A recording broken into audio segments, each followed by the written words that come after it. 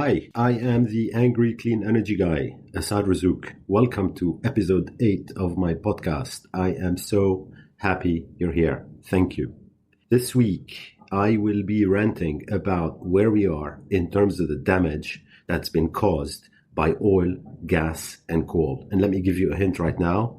The damage is beyond enormous. It's now existential. And I'm also going to rant about how much we pay oil and gas companies to ensure they continue their planetary destruction, cheering them up to damage the planet some more. Indeed, as a society, paying them trillions of dollars each year to go on and on and on.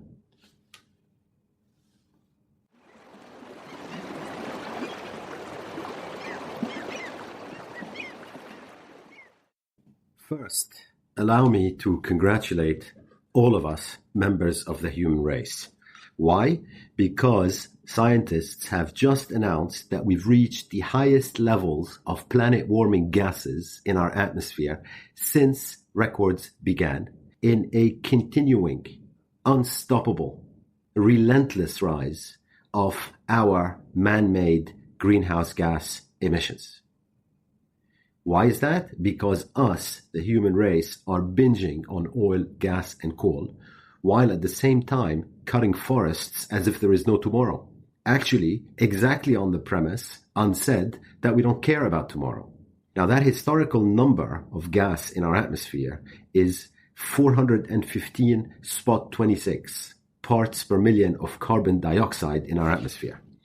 This is the first time in human history that our planet's atmosphere has had more than 415 parts per million of CO2. I'm not talking here just about recorded history. I am not even talking about history since the invention of agriculture 10,000 years ago. This is since before modern humans existed millions of years ago.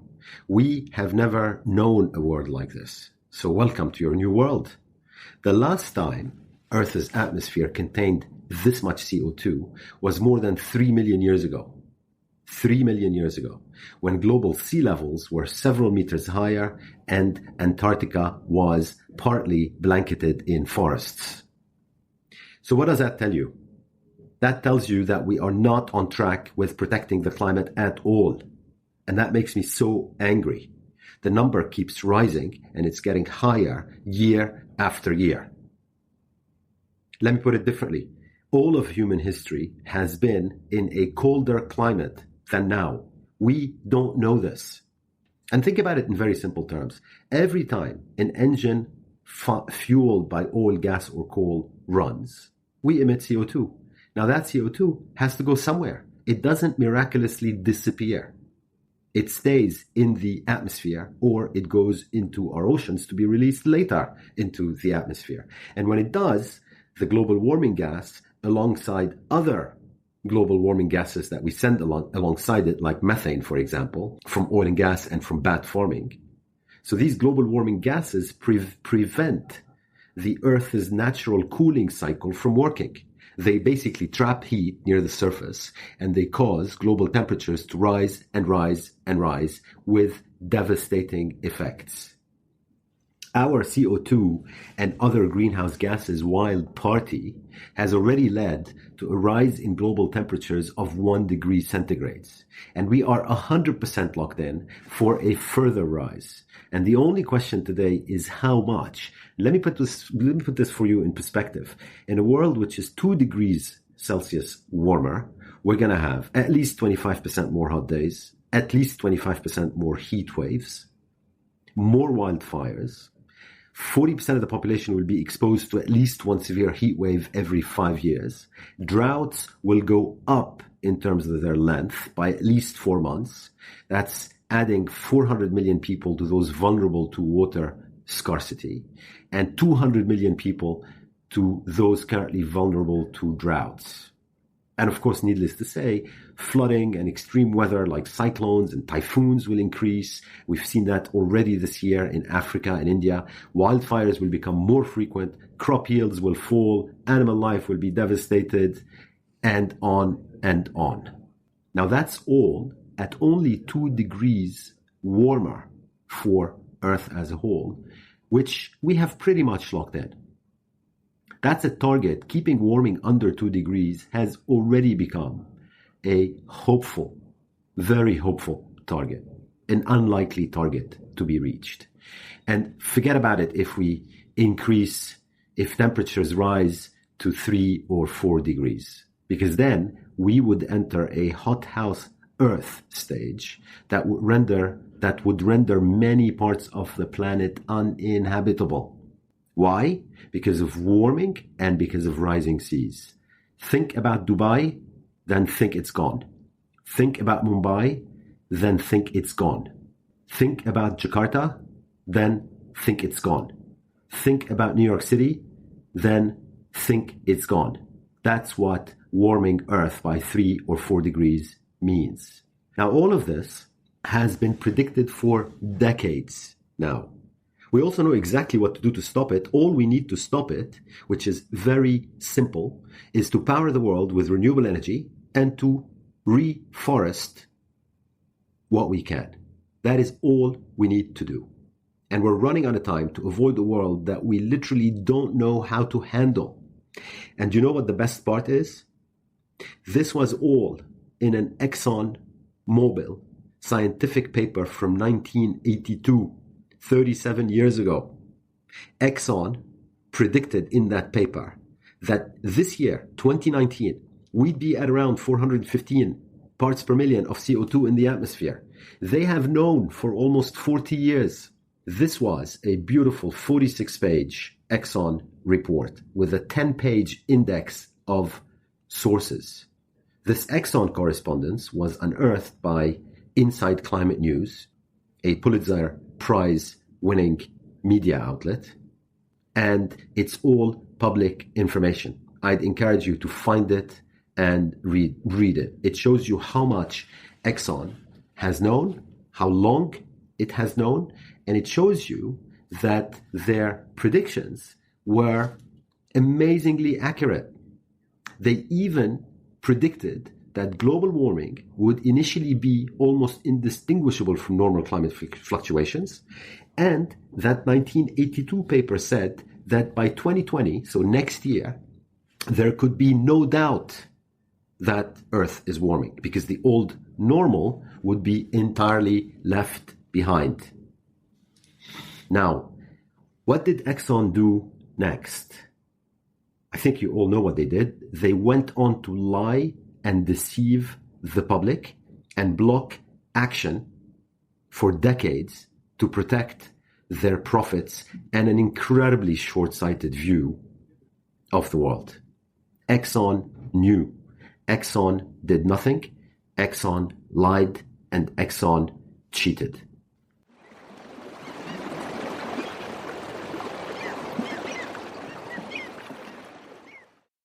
So, there's a related topic that makes me really angry. It's big. Actually, it's huge. I don't know how many of you are familiar with it. I do hope that you are. It's about how much we pay oil and gas companies worldwide today to continue destroying the planet. Let me explain. Governments around the world spend an enormous amount of money every year making it cheaper for fossil fuel companies to exhaust the planet. The International Monetary Fund, the IMF, released a paper just a few days ago with new estimates of how much governments around the world spend supporting the wealth of oil, gas, and coal companies. And you know what the answer is? $5.2 trillion per year. So we give them $5.2 trillion a year while in the full knowledge of the environmental destruction that they are causing. And that's the conclusion reached by the International Monetary Fund. Now, of course, as you might have guessed, that report received almost no media coverage. And even where it did, it was forgotten within hours. Now, that suits Saudi Aramco, Gazprom, BP, Exxon, Chevron, Shell Oil, and the likes just fine, I might add. Yeah, let's just forget about it. Let's just keep giving them trillions of dollars a year and, why not? Imagine if the media properly raised a big fuss about this. Because, for example, this is scandalous. This is a scandal and this must stop. Imagine if the public was told loudly that if governments had only accounted for these subsidies and priced oil, gas, and coal at their efficient and correct levels, then our emissions would have been 30% lower. We would cut death due to toxic air pollution by 50%. No. Why should we do the right thing? Now, let me tell you what these fossil fuel subsidies, now there's a name designed to put us all to sleep and bring us back to scroll to the royal baby stories. Let me tell you what these fossil fuel subsidies are. They are a free grant of our cash, plus our lungs, plus our planet, plus our lives, to assist in enterprise, so that would be oil, gas, and coal companies, destroying the planet and our way of life. Great. So, what you should know is that all of you, all of us, have granted free use of our cash, of our lungs, of our planet, and of our lives to Saudi Aramco and to its peers for free. And that is worth $5.2 trillion a year of free wealth transfer each year, according to the IMF. I thought I should make that clear. Now, the IMF then releases estimates for each country almost of how much is going into the pockets of big oil and local oil oligarchs from this grant of our lungs and our cash. In China, for example, that's $1.4 trillion per year. In the US, $650 billion a year of wealth transfer. In Russia, $550 billion a year. In India, $200 billion a year. And on and on. But before I leave the topic, I want to touch on the propagandists and the apologists for big oil. You would not be surprised to know that they were out in force on social media after the IMF report was released. There are literally tens of thousands of them on Facebook, YouTube, Twitter, LinkedIn. They're everywhere, and they have no shame. Their talking points evolved from climate change. What climate change? To the new version now, which is, oh, you wouldn't have Twitter without fossil fuels. You wouldn't have your TV without fossil fuels. They troll you, they comment in newspapers, they're easy to find, and they have no shame. Thank you very much, apologists and troll. I would rather have my Twitter powered by solar power if you would only allow it.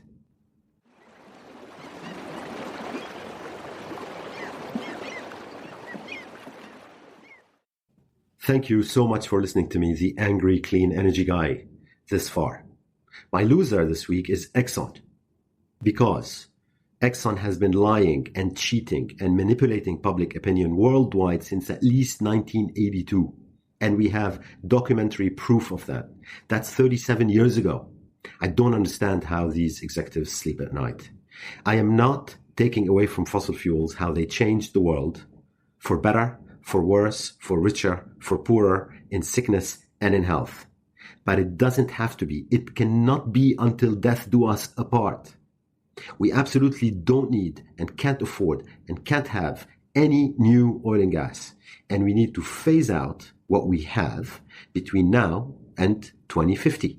I would have thought that's pretty straightforward. Shame on you, Exxon. My winner of the week is the Bintang Supermarket in Ubud, Bali, Indonesia. Because after it stopped providing single-use plastic bags 2 months ago, the supermarket in Bali ditched plastic tape and plastic wrapping for vegetables and replaced them with banana leaves and bamboo straps, which are abundant and otherwise would just be burned or thrown into the sea. This movement is growing across Southeast Asia, and we need it.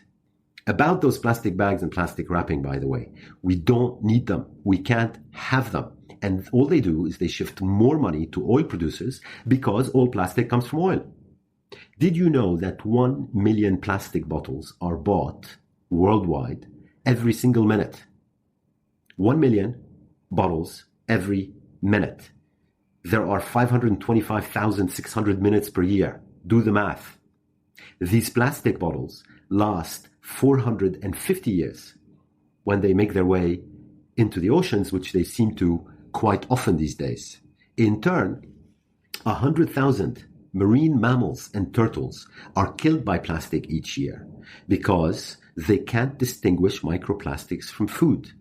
And of course, that microplastic then makes its way back into our food and our water. Enough of single-use plastic. We just need to ban it. Ecological and climate catastrophe means, among much other suffering, the eraser of humanity's past and future. That's our past and our future. Thank you for listening, and don't hesitate to send my way any questions you have or any suggestions about topics that make you angry in the green space. Have a great week.